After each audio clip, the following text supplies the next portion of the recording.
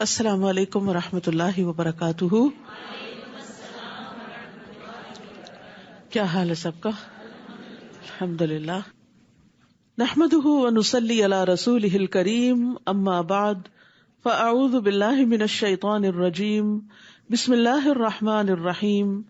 رب اشرح لی صدری ویسر لی امری واحلل عقدۃ من لسانی یفقہوا قولی. جو شخص علم کے راستے پہ چلتا ہے جنت کا راستہ اس کے لیے آسان ہو جاتا ہے. علم کے لیے نکلنا حج کے برابر اجر حاصل کرنے کے برابر ہے. ابو امامہ بیان کرتے ہیں کہ نبی صلی اللہ علیہ وسلم نے فرمایا، جو شخص صبح کے وقت اس لیے مسجد کی طرف نکلا کہ بھلائی سیکھے یا سکھائے تو اس کے لیے اس حج ادا کرنے والے کی مثل اجر ہے جس نے اپنا حج مکمل کر لیا. یہ صحیح ترغیب و ترہیب کی روایت ہے. یعنی جو صبح کے وقت نکلے، آپ سب نکلتے ہیں صبح کے وقت، کہاں جاتے ہیں؟ مسجد جاتے ہیں. کیوں جاتے ہیں؟ بھلائی سیکھنے کے لیے یا سکھانے کے لیے. تو اس کا اجر و ثواب کوئی معمولی نہیں. اس کا اجر و ثواب حج کرنے والے کے برابر ہے جس نے اپنا حج مکمل کر لیا.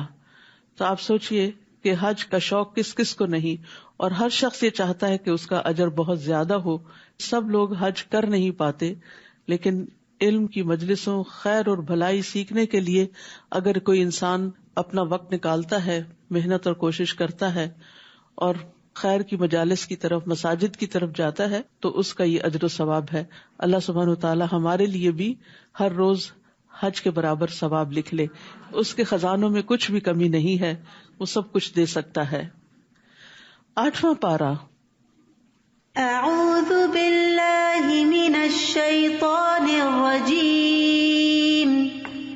بسم اللہ الرحمن الرحیم. ولو اننا نزلنا الیہم الملائکۃ وکلمہم الموتى وحشرنا علیہم کل شیء قبلا ما كانوا ليؤمنوا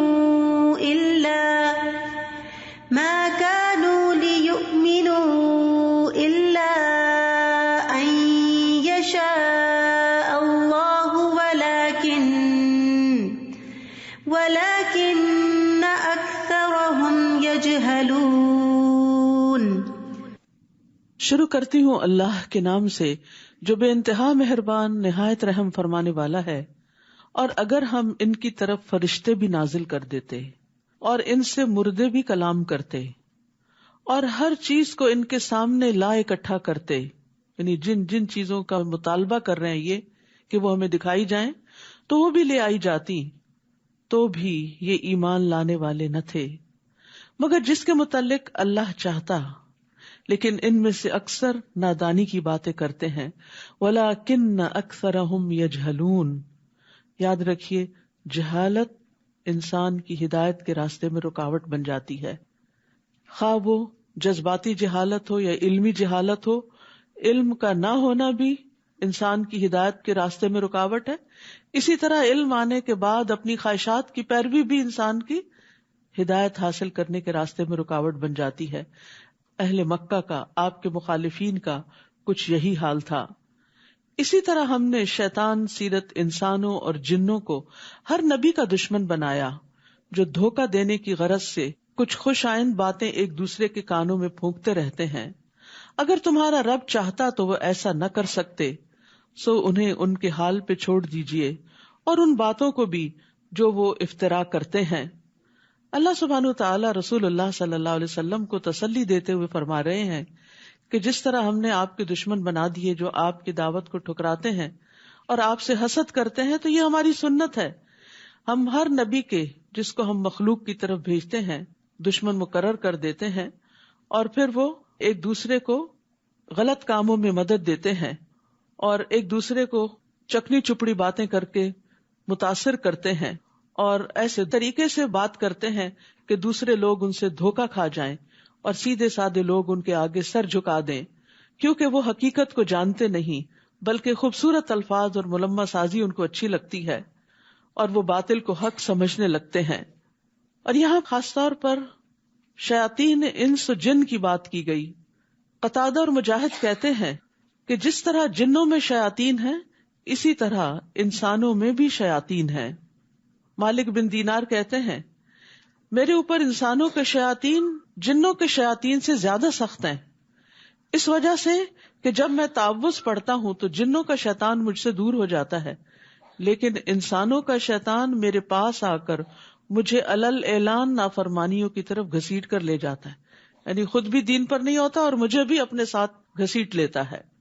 اور انسانوں کے شیطان جیسے ابو جہل تھا تو وہ ابو طالب کے پاس آخری وقت میں کس طرح پہنچ گیا اور پھر ان کو دین حق قبول نہ کرنے دیا.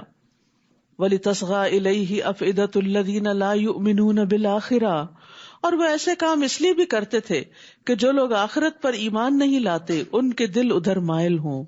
حقیقت یہ ہے کہ آخرت پر یقین کا کمزور ہونا انسان کے لیے گمراہی کا باعث بنتا ہے. جب انسان آخرت کو بھول جاتا ہے تو پھر دنیا کی اٹریکشنز اس کو اپنے اندر کھینچ لیتی ہیں اور وہ دنیا کی باتوں اور دنیا کے لوگوں کی خوبصورت تعبیلات جو انہوں نے دین کے بارے میں آخرت کے بارے میں کر رکھی ہوتی ہیں ان میں گر جاتا ہے. تو جو لوگ آخرت پر ایمان نہیں لاتے ان کے دل ادھر مائل ہوں، نیز وہ اسے پسند کر لیں اور وہ برائیاں کرتے چلے جائیں جو اب کر رہے ہیں. کیونکہ انسان بہرحال اپنی خواہشات کے آگے کمزور پڑ جاتا ہے. ایک طرف دین ہوتا ہے، دلیل ہوتی ہے، اور دوسری طرف خواہش نفس ہوتی ہے.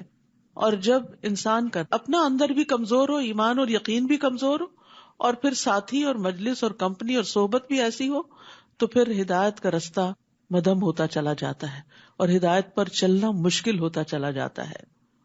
پھر فرمایا کیا میں اللہ کے سوا کسی اور کو منصف تلاش کروں، یعنی اس سے اپنے فیصلے کرواؤں کہ صحیح کیا اور غلط کیا ہے، حالانکہ اسی نے پوری تفصیل کے ساتھ تمہاری طرف کتاب نازل کی ہے. یعنی اللہ نے اپنا فرض پورا کر دیا، تمہاری ہدایت کے لیے ڈیٹیل میں سب کچھ اس کتاب میں بھیج دیا. اب تم چاہتے ہو کہ اس کتاب کے علاوہ کہیں اور سے ہدایت حاصل کی جائے؟ اور جن لوگوں کو ہم نے کتاب دی ہے وہ جانتے ہیں کہ یہ کتاب آپ کے پروردگار کی طرف سے، آپ کے رب کی طرف سے حق کے ساتھ نازل ہوئی ہے، لہٰذا آپ شک کرنے والوں میں شامل نہ ہوں، یعنی لوگوں کے جھوٹے پروپیگنڈے کا شکار نہ ہوں. ہدایت اسی کتاب کے ذریعے ملے گی اور رب ہی یہ اتھارٹی رکھتا ہے کہ وہ حق اور باطل کے درمیان فیصلہ کر سکے. اور آپ کے رب کی بات سچائی اور انصاف کے اعتبار سے کامل ہے، اس کے فرامین کو کوئی تبدیل کرنے والا نہیں اور سب کچھ سننے اور جاننے والا ہے. اے محمد صلی اللہ علیہ وسلم، اگر آپ زمین میں بسنے والے لوگوں کی اکثریت کے کہنے پر چلیں گے تو وہ آپ کو اللہ کی راہ سے بہکا دیں گے. یعنی اگر آپ حق اس بات میں دیکھیں کہ میجورٹی کا ٹرینڈ کیا ہے، میجورٹی کس رستے کی طرف چلی جا رہی ہے، تو یہ کوئی دلیل نہیں ہے، یہ کوئی حجت نہیں ہے، کیونکہ لوگوں کی اکثریت اپنی خواہشات کی پیروی کرتی ہے، قیاس آرائیوں اور گمان سے کام لیتی ہے. ان کے پاس کسی رستے کسی ٹرینڈ کو فالو کرنے کے لیے کوئی دلیل نہیں ہوتی سوائے اپنی خواہشات کے. فرمایا اگر آپ زمین میں بسنے والوں کی اکثریت کے کہنے پر چلیں گے تو وہ آپ کو اللہ کی راہ سے بہکا دیں گے، کیونکہ وہ خود بہکے ہوئے ہیں. وہ تو محض زن کے پیچھے لگے ہوئے ہیں، یعنی ان کے پاس چند خیالات اور خوبصورت باتوں کے سوا کچھ نہیں، اور وہ صرف قیاس آرائیاں کرتے ہیں. حقیقت کا علم تو اللہ کے پاس ہے اور وہ قرآن و سنت کے اندر ہی ہے. لہٰذا جو شخص ہدایت کا پیروکار ہو اسے چاہیے کہ وہ ان دو چیزوں کو مضبوطی سے تھام لے. بلا شبہ تمہارا رب خوب جانتا ہے کہ کون اس کی راہ سے بھٹکا ہوا ہے، اور وہ ہدایت پانے والوں کو بھی خوب جانتا ہے. تو چونکہ ہدایت کا معیار قرآن و سنت ہے اور واپسی بھی ہماری اللہ سبحانہ و تعالیٰ کی طرف ہے، تو وہی اصل فیصلہ کرے گا کہ کون سیدھے رستے پہ چل کے صحیح منزل پہ پہنچا اور کون بھٹک گیا. فَكُلُوا مِمَّا ذُكِرَ اسْمُ اللَّهِ عَلَيْهِ إِن كُنتُمْ بِآيَاتِهِ مُؤْمِنِينَ. اے ایمان والو، اگر تم اللہ کی آیات پر ایمان رکھتے ہو تو جس چیز پر اللہ کا نام لیا گیا ہو اسے بلا تکلف کھاؤ. آپ کے دشمن اہل مکہ اعتراض کرتے تھے کہ آپ کیسے لوگ ہیں جس کو آپ مار کے کھاتے ہیں اس کو حلال سمجھتے ہیں، اور جس کو اللہ مار دیتا ہے یعنی اپنی طبعی موت مر جاتا ہے اس کو آپ حرام قرار دیتے ہیں. تو یہ صرف ان کی ایک لاجیکل فیلسی تھی اور ایک سوچ کا غلط انداز تھا. حالانکہ ذبح کرنا اور اس پر اللہ کا نام لینا وہ اپنے الگ اثرات رکھتا ہے بنسبت اس کے کہ ایک جانور بیمار ہو کے مر جائے یا کوئی چوٹ کھا کے مر جائے. اس موت کے اثرات کچھ اور طرح کے ہوتے ہیں, اس گوشت کو کھانے کے اثرات بھی اور طرح کے ہوتے ہیں, لیکن انہوں نے اپنی اس بات کو بڑا خوبصورت بنا دیا. اور بظاہر دیکھنے میں تو یہ بات بڑی اپیلنگ لگتی ہے. ہاں واقعی جس کو اللہ مارتا ہے وہ زیادہ حقدار ہے کہ کھایا جائے بنسبت اس کے کہ جس کو انسان خود سلاٹر کر لیتا ہے. تو یہاں پر یہ بتایا گیا کہ ان کی باتوں میں نہ آئے. جس پہ اللہ کا نام لیا گیا ہو, جو پراپر طریقے سے ذبح کیا گیا ہو, اسی کو تم کھاؤ اگر تم اللہ کی آیات پر ایمان رکھتے ہو. تو یہ حلال کھانا بھی ایمان کا حصہ ہے. پھر فرمایا آخر کیا بات ہے کہ تم وہ چیز نہ کھاؤ جس پر اللہ کا نام لیا گیا ہو, حالانکہ جو کچھ اس نے تم پر حرام کیا ہے اسے تمہارے لیے تفصیلاً بیان کر دیا ہے. یعنی اللہ نے حلال حرام واضح کر دیا ہے, الا یہ کہ تم کوئی حرام چیز کھانے پر مجبور ہو جاؤ. اضطراری کیفیات اور چیز ہیں, اور بہت سے لوگ ایسے ہیں جو بغیر علم کے محض اپنی خواہشات کے پیچھے لگ کر دوسروں کو بہکاتے رہتے ہیں. وہ اپنی خواہشات کی پیروی کرتے اور چاہتے کیا ہیں, باقی لوگ بھی ان کے پیچھے چلیں, لہٰذا وہ اپنی خواہشات کو بہت خوبصورت الفاظ میں بیان کر کے دوسروں کو بھی اپیل کرتے ہیں اور اپنے ساتھ بہکا کے لے جاتے ہیں. اور لوگ لا علمی میں, کبھی غفلت میں, کبھی خواہشات کی پیروی میں قرآن و سنت کی تعلیمات کو نہ جاننے کی وجہ سے ان کے پیچھے چل پڑتے ہیں. آپ کا رب ایسے حد سے بڑھنے والوں کو خوب جانتا ہے. تو یاد رکھیے اپنی پسند ناپسند پہ چلنا گمراہی کا سبب ہوتا ہے. اللہ اور اس کے رسول کی پسند ناپسند کو دیکھنا لازم ہے ہدایت کے لیے. اور بعض اوقات خواہشات کی بنا پر کسی چیز سے محبت رکھنا ہدایت سے دوری کا سبب بن جاتا ہے. وَذَرُوا ظَاهِرَ الْإِثْمِ وَبَاطِنَهُ إِنَّ الَّذِينَ يَكْسِبُونَ الْإِثْمَ سَيُجْزَوْنَ بِمَا كَانُوا يَقْتَرِفُونَ. تم ظاہری گناہوں کو بھی چھوڑ دو اور چھپے گناہوں کو بھی, یعنی پبلکلی کرنے والے گناہ ان کو بھی چھوڑ دو اور چھپ کے کرنے والوں کو. جیسے غیبت چھپ کے کی جاتی ہے اور تانا منہ پہ دیا جاتا ہے, تو بعض لوگ غیبت کرتے ہوئے کیا دلیل دیتے, مجھے کوئی ڈر نہیں, میں تو یہ بات اس کے منہ پہ بھی کہہ دوں گی. وَيْلٌ لِكُلِّ هُمَزَةٍ لُمَزَةٍ. بری بات کو چاہے پیٹھ پیچھے کیا جائے, چھپ کے کیا جائے, کسی کے کان میں کیا جائے, یا کسی پرائیویٹ میسج میں کیا جائے, یا پھر سامنے بیٹھ کے تانا دیا جائے, دونوں میں ہی ہلاکت ہے. برا اخلاق جو ہے وہ انسان کے تنزل کا باعث بنتا ہے. اسی طرح باقی چیزیں بھی, یعنی بے حیائی, چھپی دوستیاں, زناکاریاں, یا پھر پبلکلی اس طرح کے جسچرز, ان تمام چیزوں سے روکا گیا ہے. تم ظاہری گناہوں کو بھی چھوڑ دو اور چھپے ہوئے گناہوں کو بھی. جو لوگ گناہ کے کام کرتے ہیں انہیں جلد ہی اس کی سزا مل کر رہے گی. یعنی انسان یہ نہ سوچے کہ میں نے گناہ کیا, کسی کو پتہ ہی نہیں چلا, چھپ کے کیا, کون مجھ سے پوچھے گا, کوئی نقصان ہونے والا نہیں. ایسا نہیں, بلکہ اس کا نتیجہ نکل کر رہے گا. جو بو گے وہ کاٹو گے. اور جس چیز پر اللہ کا نام نہ لیا گیا ہو اسے مت کھاؤ. واضح بات ہے, جس جانور پہ اللہ کا نام نہیں لیا گیا اس کو سلاٹر کرتے وقت اسے مت کھاؤ. یہ گناہ کی بات ہے. بلا شبہ شیطان تو اپنے دوستوں کے دلوں میں شکوک و اعتراضات القاء کرتے رہتے ہیں تاکہ وہ تم سے جھگڑتے رہیں, اور اگر تم نے ان کی بات مان لی تو تم بھی مشرک ہی ہوئے. حدیث میں آتا ہے رسول اللہ صلی اللہ علیہ وسلم نے فرمایا, جو چیز خون بہا دے اور اس پر اللہ کا نام لیا گیا ہو تو اسے کھاؤ, اور جس کھانے پر اللہ کا نام نہ لیا جائے, بتوں کا لیا جائے یا غیر اللہ کا لیا جائے, تو وہ ابلیس کا رزق ہوتا ہے. رسول اللہ صلی اللہ علیہ وسلم نے فرمایا کہ ابلیس نے کہا, اے اللہ تو نے ساری مخلوق کا رزق واضح کر دیا ہے, تو میرا رزق کہاں ہے؟ اللہ نے فرمایا, ہر وہ چیز جس پر میرا نام نہ لیا جائے. اسی لیے کہتے ہیں نا, جب کھانا کھاتے ہوئے بسم اللہ کے بغیر آپ شروع کرتے ہیں تو شیطان آپ کے کھانے میں شریک ہو جاتا ہے, پھر اس کی وہ طاقت اور وہ غذائیت آپ کو نہیں ملتی جو آپ کو ضرورت ہوتی ہے. أَوَمَنْ كَانَ مَيْتًا فَأَحْيَيْنَاهُ وَجَعَلْنَا لَهُ نُورًا يَمْشِي بِهِ فِي النَّاسِ.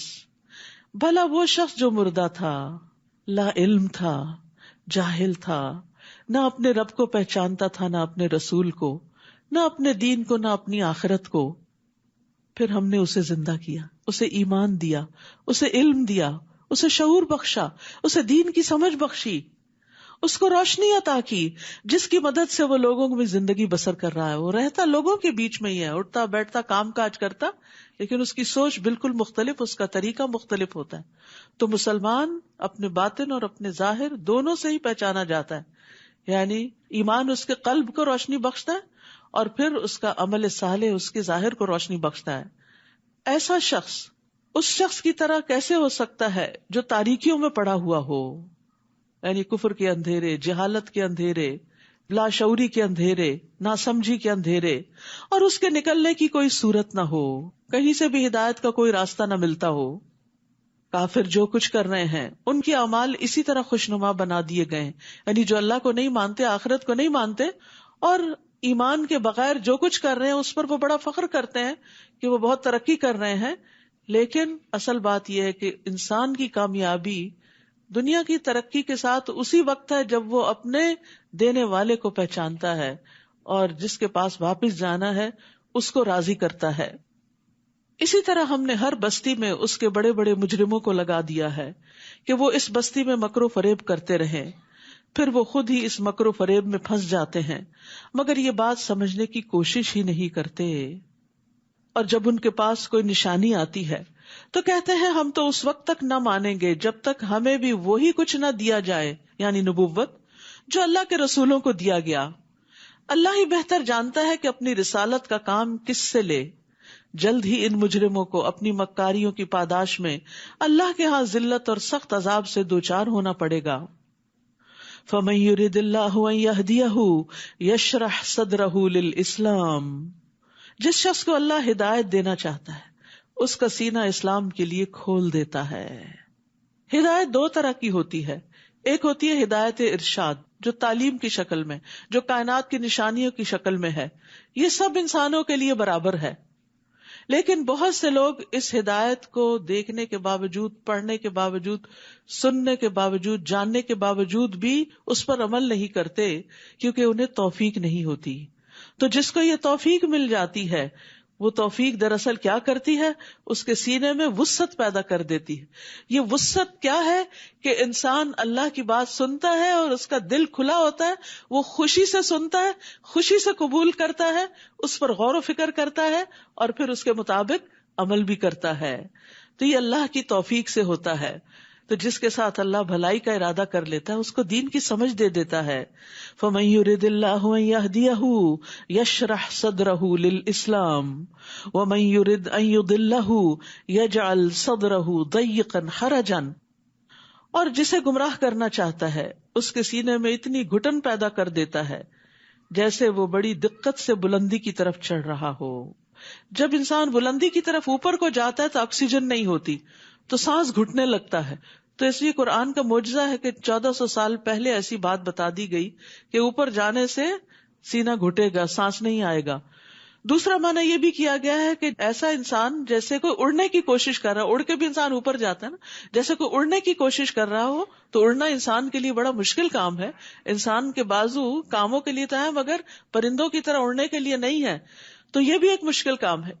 یعنی ایسے شخص کے لیے پھر ہدایت کی طرف آنا, اس پہ چلنا اتنا مشکل ہوتا ہے جیسے چلنے کی بجائے اڑنا مشکل ہوتا ہے, یا اوپر کو چڑھنا مشکل ہوتا ہے, یا ماؤنٹین کلائمبنگ مشکل ہوتی ہے. یعنی اس کو دین کی بات اچھی نہیں لگتی, اس کو اختیار کرنا, اس پہ عمل کرنا بڑا ہی مشکل لگتا ہے. دین کی طرف آنا, نماز کی طرف آنا, دین کی مجلسوں کی طرف آنا, دیندار لوگوں کے پاس بیٹھنا, خیر اور بھلائی کی بات سننا اس کے لیے بڑا ہی بوجھل ہوتا ہے, اس سے اس کا دل گھٹتا ہے, وہ اس کی طرف نہیں آنا چاہتا. اور یہ بڑی خطرناک علامت ہوتی ہے کہ انسان دین کی مجلس کی طرف آنا ہی نہ چاہے, اور آئے بھی تو دل گھٹا رہے, کچھ اندر نہ جائے. جیسے کوئی چیز بھیجی بھی ہوتی ہے نا تو اس کے اندر ڈالیں باہر ہی نکل آتی. تو کچھ لوگ قرآن سنتے بھی ہیں, وہ اندر جانے کی وجہ باہر ہی الٹ جاتا ہے. تو اللہ سبحانہ تعالیٰ سے یہ دعا کثرت سے کرنی چاہیے, رب اشرح لی صدری ویسر لی امری واحلل عقدۃ من لسانی یفقہوا قولی. موسیٰ علیہ السلام نے سینے کی وسعت مانگی تھی تاکہ یہ ساری باتیں اندر آ جائیں, جذب ہو جائیں اور انسان کے اندر عمل کی صلاحیت پیدا ہو جائے. جو لوگ ایمان نہیں لاتے اللہ تعالیٰ اسی طرح ان پر حق سے فرار اور نفرت کی ناپاکی مسلط کر دیتا ہے, پھر دین کی طرف آنا ان کے لیے مشکل ہو جاتا ہے. تو جس کا سینہ وسیع ہوگا وہ اللہ کے ہر حکم پر دل کی خوشی سے عمل کرے گا. نماز اس کے لیے آنکھوں کی ٹھنڈک ہوگی، نہ کہ منافقوں کی طرح بہت بڑی مصیبت. اور وہ اسلام کے ہر حکم کے لیے اپنا سینہ وسیع پائے گا، یعنی ویلکمنگ، خوش، اور ہر چیز اس کو اپنی جگہ سینس بناتی ہوئی نظر آتی ہے. یعنی جو ایمان رکھتا ہے اس کو اللہ تعالیٰ کی بات سمجھ آ جاتی ہے اور اس کی سینس اور حکمت اور مصلحت بھی سمجھ آنے لگتی ہے، اور وہ اس پر خوش ہو جاتا ہے کہ اللہ نے میرے لیے ایک رستہ کھول دیا ہے. لیکن اگر منافقت ہو اندر تو پھر دین کی سمجھ نہیں آتی اور ہر حکم پر اعتراض ہونے لگتا ہے. یہ حکم کیوں دیا گیا اور وہ کیوں کہا گیا اور یہ بڑا مشکل ہے. نہیں، ایمان والوں کے لیے اللہ کا کوئی بھی حکم مشکل نہیں ہوا کرتا. وَيُسَلِّمُ تَسْلِيمًا، وہ پوری طرح مان جاتے ہیں، تسلیم کر لیتے ہیں، سر تسلیم خم کر دیتے ہیں. وَهَذَا صِرَاطُ رَبِّكَ مُسْتَقِيمًا قَدْ فَصَّلْنَا الْآيَاتِ لِقَوْمٍ يَذَّكَّرُونَ، اور یہ اسلام ہی آپ کے رب کی سیدھی راہ ہے. بے شک ہم نے نصیحت قبول کرنے والوں کے لیے آیات کو کھول کھول کر بیان کر دیا ہے. ہم سب مانگتے ہیں نا اہدنا الصراط المستقیم، کہ ہمیں سیدھا رستہ دکھا. تو ھذا صراط ربک مستقیما، اسلام سیدھا راستہ ہے اور وہ ایک ہی راستہ ہے. عبداللہ بن مسعود کہتے ہیں کہ ایک مرتبہ رسول اللہ صلی اللہ علیہ وسلم نے ہمارے سامنے ایک لکیر کھینچی اور فرمایا کہ یہ اللہ کا راستہ ہے. پھر اس کے دائیں اور اس کے بائیں کچھ اور لکیریں کھینچی اور فرمایا کہ یہ مختلف راستے ہیں. یزید کہتے ہیں کہ جن میں سے ہر راستے پر شیطان بیٹھا ہے اور ان راستوں پر چلنے کی دعوت دے رہا ہے. یعنی انسان دین کی طرف آنے لگتا ہے تو کوئی ادھر بلاتا ہے، کوئی ادھر بلاتا ہے، کبھی خواہشات نفس ہیں، کبھی لوگ ہیں، کبھی معاشرے کے ٹرینڈز ہیں، فیشن ہیں، بہت ساری ایسی چیزیں ہیں جو انسان کو اللہ کے حکم پر صحیح طور پر عمل نہیں کرنے دیتی. تو جس شخص کو اپنے رب کی رضا مطلوب ہوتی ہے وہ ادھر ادھر ڈائیورٹ نہیں ہوتا، وہ اسٹریٹ جاتا ہے کہ مجھے اسی رستے پر رہنا ہے، چاہے میرے دوست کسی اور طرف چلے گئے، میرے رشتہ دار کسی اور طرف چلے گئے، مجھے ان کے پیچھے نہیں جانا، مجھے قرآن و سنت کے بتائے ہوئے رستے پر ہی چلنا ہے. جو اس رستے پر چل کر منزل پہ پہنچیں گے تو ان کے لیے کیسی منزل ہے؟ لہم دار السلام عند ربہم وہو ولیہم بما کانوا یعملون، ایسے لوگوں کے لیے ان کے رب کے ہاں سلامتی کا گھر ہے اور ان کے نیک اعمال کرنے کی وجہ سے وہ ان کا سرپرست ہوگا، وہ ان کا دوست ہوگا. تو یاد رکھیے جنت دار السلام ہے، جہاں پر انسان داخل ہوگا تو کسی قسم کی کوئی آزمائش، کوئی رنج، غم، مصیبت، کوئی تکلیف کچھ بھی نہ ہوگا. اہل جنت کو ایک آواز دینے والا آواز دے گا، اے جنت والو، بے شک تمہارے لیے یہ طے ہو گیا ہے کہ تم صحت مند رہو گے، کبھی بیمار نہیں ہوگے. یاد رکھیے جان ہے تو جہان ہے، ساری نعمتیں صحت کے ساتھ ہوتی. انسان بیمار ہو جاتا ہے تو کچھ کھانا بھی اچھا نہیں لگتا، کسی سے بات کرنا اچھا نہیں لگتا. ساری نعمتیں حتیٰ کہ اپنی اولاد اور اپنا مال سب کچھ اس کے لیے سیکنڈری ہو جاتا ہے. جو مرض کی شدت بڑھتی ہے تو دنیا سے دل بیزار ہوتا ہے انسان کا، اس کو پرواہ نہیں ہوتی کہ سب چیزیں کہاں جا رہی ہیں، اس کو اپنی جان کی پڑ جاتی. تو جنت میں سب سے پہلی نعمت جس کی خوشخبری دی گئی کہ تم ہمیشہ صحت مند رہو گے، کوئی بیماری تمہارے پاس نہیں پھٹکے گی، اور بے شک تم زندہ رہو گے، کبھی مرو گے نہیں. دنیا میں انسان کتنا بھی صحت مند ہو، موت کا خوف نہیں جاتا، اور جائے بھی کیسے، کیونکہ وہ تو آنی ہی آنی ہے. اور تم جوان رہو گے، کبھی بوڑھے نہیں ہوگے. جوانی کے جانے کا بھی انسان کو بڑا خوف رہتا ہے، کسی بھی بوڑھے کو دیکھتا ہے تو پریشان ہو جاتا ہے کہ کہیں میرا بھی حال اس جیسا نہ ہو جائے، اور وہ تو اگر زندہ رہے تو ہونا ہی ہونا ہے. اس لیے ان چیزوں کو دنیا میں انسان اوائڈ نہیں کر سکتا کیونکہ یہ جنت نہیں. فرمایا اور تم آرام میں رہو گے، کبھی تکلیف نہیں آئے گی. یعنی جنت میں آرام ہی آرام ہے. اس لیے دنیا میں آرام تلاش نہ کیا کرے، دنیا میں اللہ کے راستے میں، اللہ کی اطاعت میں اپنے آپ کو تھکائیں تاکہ کل آرام پائیں. اور اگر آپ آج آرام کرتے ہوئے زندگی گزار گئے تو پھر کل مشکل نہ ہو کہیں.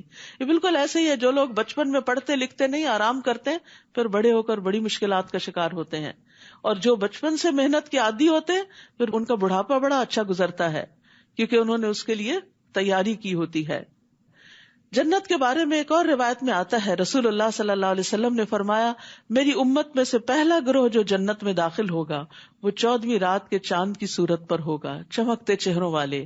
پھر جو ان کے بعد ہوں گے وہ آسمان میں انتہائی چمکدار ستاروں کی طرح ہوں گے. پھر وہ تدریجاً اپنے اپنے مرتبے کے مطابق ہوں گے، نہ وہ پاخانہ کریں گے، نہ پیشاب کریں گے، نہ ناک سنکیں گے، نہ تھوکیں گے. کسی قسم کی کوئی گندگی، پسینہ، غلاظت، بو، کوئی ایسی چیز ان کے جسم سے نہیں نکلے گی، وہ صاف ستھرے طیب بھی ہوں گے اور ہمیشہ اللہ کی رضا میں ہوں گے. اور یاد رکھیے جو جنت کے بلند درجوں والے ہوں گے ان تک صرف وہی پہنچ سکیں گے. اگر ان کے کچھ دوست احباب نیچے والے درجوں میں ہیں تو ان سے ملنے کے لیے اوپر والے نیچے آئیں گے، نیچے والے اوپر نہیں جا سکیں گے. وہ ان کی راحتیں نہیں دیکھ سکیں گے کیونکہ ان کی راحتوں کا مقام کچھ اور ہوگا. تو اس لیے صرف جنت نہیں، جنت کے اعلیٰ ترین درجے جنت الفردوس کی دعا مانگا کریں، کیونکہ وہ نعمتیں وہی دیکھیں گے جو اس کے حقدار ہوں گے، باقی لوگ وہاں نہیں جا سکیں گے. جس دن اللہ سب لوگوں کو اکٹھا کرے گا تو فرمائے گا، اے جنوں کے گروہ، تم نے بہت سے آدمیوں کو اپنا تابع بنا رکھا تھا، اور انسانوں میں سے جو ایسے جنوں کے دوست ہوں گے وہ کہیں گے، اے ہمارے رب، ہم دونوں نے ہی ایک دوسرے سے خوب فائدہ اٹھایا حتیٰ کہ وہ وقت آ پہنچا جو تو نے ہمارے لیے مقرر کیا تھا. اللہ تعالیٰ فرمائے گا، اچھا تم سب کا ٹھکانہ دوزخ ہے جس میں تم ہمیشہ رہو گے، مگر جتنی مدت اللہ بچانا چاہے گا بچا لے گا، بلا شبہ وہ بہت دانا اور سب کچھ جاننے والا ہے. یعنی دنیا میں شیطان اور انسان مل کے جو برے برے کام کرتے ہیں تو آخرت میں انجام بھی اکٹھا ہی ہوگا. اس طرح ہم ظالموں کو ایک دوسرے کا ساتھی بنا دیں گے کیونکہ وہ مل کر ایسے ہی کام کیا کرتے تھے. تو یہاں ظالم کے لیے بڑی تنبیہ ہے کہ ظالم کو دوست نہ بناؤ، اور عام انسان کو بھی کسی ظالم کا ساتھ نہیں دینا چاہیے کیونکہ وہ اسے شر پہ ابھارتا ہے، خیر سے دور رکھتا ہے، اور یہ بھی ایک سزا کی قسم ہے. اور گناہ جو ہے ظالم کو مزید گناہ گار بنا دیتا ہے اور اس کو نقصان پہنچاتا ہے. پھر اللہ ان سے فرمائے گا، اے جنوں اور انسانوں کی جماعت، کیا تمہارے ہاں تم ہی میں سے رسول نہیں آئے تھے جو تمہارے سامنے میری آیات بیان کرتے اور آج کے دن کی ملاقات سے تمہیں ڈراتے؟ وہ کہیں گے، ہاں ہم اپنے خلاف خود یہ گواہی دیتے ہیں. یعنی آئے تھے وہ تو اپنا کام کر گئے، بات یہ تھی کہ دنیا کی زندگی نے انہیں دھوکے میں مبتلا کر رکھا تھا، لہٰذا وہ اپنے خلاف گواہی دینے پر مجبور ہوں گے کہ فی الواقع وہ اللہ کی آیات کے منکر تھے، ماننا نہیں چاہتے تھے. یہ گواہی اس لیے ہوگی کہ آپ کے رب کا یہ دستور نہیں کہ وہ بستیوں کو ظلم سے تباہ کر ڈالے جبکہ وہ حقیقت حال سے ناواقف ہوں. وَلِكُلٍّ دَرَجَاتٌ مِّمَّا عَمِلُوا وَمَا رَبُّكَ بِغَافِلٍ عَمَّا يَعْمَلُونَ، اور ہر ایک کو اس کے اعمال کے مطابق درجہ ملے گا. جو جن جنت میں جائیں گے ان کے بھی درجات ہوں گے، جو انسان جنت میں جائیں گے ان کے بھی درجات ہوں گے. ایک روایت میں آتا جنت کے 100 درجے ہیں، ایک درجے اور دوسرے کے درمیان اتنا ہی فاصلہ جتنا زمین اور آسمان کے. سوچئے پھر وہ آخری درجہ کہاں ہوگا. اور بعض روایات کے مطابق قرآن کی جتنی آیتیں ہیں اتنے جنت کے درجے ہیں، ایک ایک آیت سیکھنے پر جنت کا درجہ اوپر ہوتا چلا جائے گا.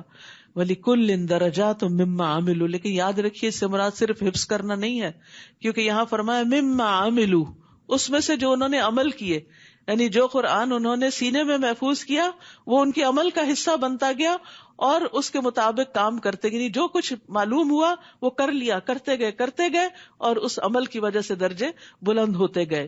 اور جو کچھ وہ کام کر رہے ہیں آپ کا رب اس سے بے خبر نہیں ہے. یعنی اللہ سبحانہ و تعالی خود بھی سب کے اعمال سے بخوبی واقف ہے. تو اپنا درجہ اپنے رب کے ہاں دیکھنا ہو تو اپنے عمل کو دیکھیں کہ کس کام میں آپ کتنے آگے ہیں، نمازیں کیسی ہیں، روزے کیسے ہیں، زکوٰۃ دینے کا طریقہ کیا ہے اور کتنی شوق اور خوشی سے اور وقت پہ دیتے ہیں، صدقات کتنے دیتے ہیں، خیر اور بھلائی کے کام کتنے کرتے ہیں، نیکیوں میں کتنے آگے بڑھتے ہیں. ہم میں سے ہر شخص اپنے اپنے عمل کی طرف دیکھے. وَرَبُّكَ الْغَنِيُّ ذُو الرَّحْمَةِ، آپ کا رب بے نیاز اور مہربان ہے. اگر وہ چاہے تو تمہیں لے جائے، یعنی تمہاری نافرمانیوں پر تمہیں پکڑ لے فوراً اور تمہاری جگہ اور لوگوں کو لے آئے. لیکن کتنا مہربان ہے وہ رب جو ایک کے بعد ایک دن ہمیں دیتا چلا جا رہا ہے کہ ہم کوئی نیکی کے کام کر لیں، مہلت پہ مہلت. اور جس کی عمر 60 سال ہو جائے پھر اس کے پاس تو کوئی عذر بہانہ رہتا ہی نہیں. اللہ نے اس کو جینے کے لیے بہت سارے دن دے دیے اور بعد میں تو انسان بونس پہ ہی جیتا ہے. فرمایا اگر وہ چاہے تو تمہیں لے جائے اور تمہاری جگہ اور لوگوں کو لے آئے جیسے تمہیں اور لوگوں کی نسل سے پیدا کیا. جس چیز کا تم سے وعدہ کیا جا رہا ہے یعنی قیامت، وہ یقیناً آنے والی ہے اور تم اللہ کو عاجز نہیں کر سکتے، یعنی کہیں بھاگ کے چھپ نہیں سکتے. سب پکڑے جاؤ گے، سب سامنے لائے جاؤ گے، سب کا حساب ہوگا. آپ ان سے کہیے اے میری قوم تم اپنی جگہ عمل کرتے جاؤ اور میں اپنی جگہ عمل کر رہا ہوں، پھر جلد ہی تمہیں معلوم ہو جائے گا کہ انجام کار کس کے حق میں بہتر رہتا ہے، اور یہ تو یقینی بات ہے کہ ظالم کامیاب نہیں ہو سکتے۔